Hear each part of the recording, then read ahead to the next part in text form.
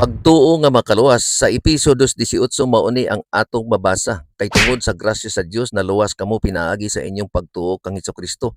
Kini gasa gikan sa Dios og dili pinasikad sa inyong mga binuhatan. Busa wala gayoy makapasigarbo. Tungod niini kadaghanan sa mga Kristohanon hugot nga nagatuo nga ang pagtuman sa napulo ka sugo dili na kinahanglan kay igo na ang pagdawat sa gasa sa grasya pinaagi sa pagtuo. Apan hinumdumi nga ang pagtuo nga walay buhat sa pagtuman patay, James 2:26. Ang buhat sa pagtuman dili makaluwas apan kini magsilbi nga pamatuod o proof nga ang atong pagtuo makaluwas. Dili sa masayawa nga motuo nga naay Dios og nagakurog pagani, James 2:19. Apan pakamatyan ang dili pagtuman sa sugo sa Dios. Ang dili pagtuman sa sugo sa Dios usa ka rebelyon. Si Cain ug si Abel halimbawa sa duha ka klase sa mga Kristohanon. Kay silang duha nagatuo nga naay Dios. Silang duha silang nagahala timaan sa ilang pagsimba sa Dios. Apan ang kalahian mao nga ang usa nagsimba sumala sa mando sa Dios ug ang usa sumala sa iyang pagbuot. Ang wala nagatuman mao ang nagdumot og nagpatay sa nagatuman. Mao gihapon karon ang nakakahitabo nga kung ikaw Kristohanon nga nagatuman sa mga sugo sa Dios, ikaw nagapukaw sa kasuko, pagbiay-biay o pagdumot sa imong isig kaigsuon nga mga Kristohanon. Ikaw isipon nga legalistic, nagpakahudiyo o parisiyo. Sa Pilipos 2:12 si Pablo nagaauhag sa mga Kristohanon sa Pilipos nga nagkanayon panglimbasugi ninyo ang inyong kaugalingong kalawasan uban sa kahadlok o pagkurog.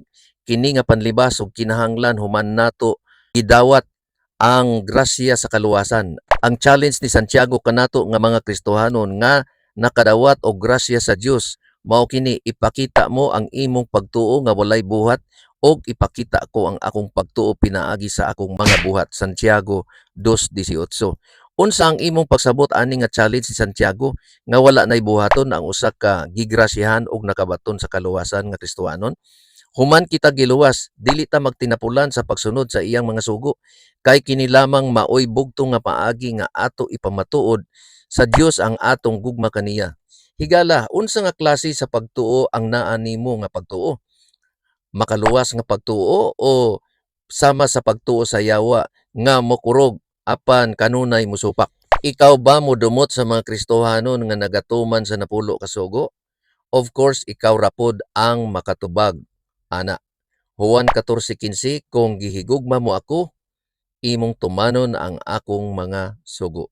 Kinsa kuno ang mabulahan nga adunay katungod sa pagkaon sa bunga sa kahoy sa kinabuhi o gihatagan og katungod sa pagsulod sa ganghaan sa langitong syudad.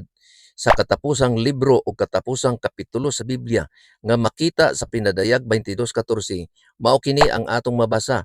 Bulahan sila nga nagatuman sa iyang mga sugo aron makabaton sila og katungod sa kahoy sa kinabuhi og makasulod agi sa mga ganghaan ngadto sa syudad.